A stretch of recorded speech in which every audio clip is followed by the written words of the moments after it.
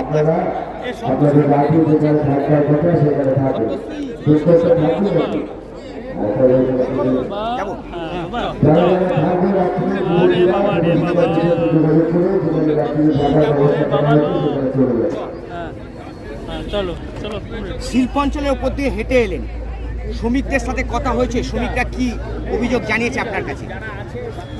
সরকার শ্রমিকদের অধিকার, শ্রমিকদের উন্নয়ন করার অধিকার, তাদের কাছে অধিকার কেড়ে নেবার জন্য অনৈতিকভাবে যে আইন পাস করিয়েছে, শ্রমিকরা তার বিরুদ্ধে মতামত।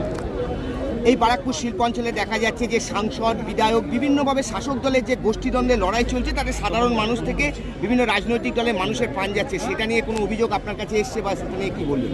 তৃণমূল বিজেপির সংস্কৃতিই তাই, গরিব মানুষের প্রাণ যায়, সেই পলিসির জন্য বা গোষ্ঠীর জন্য।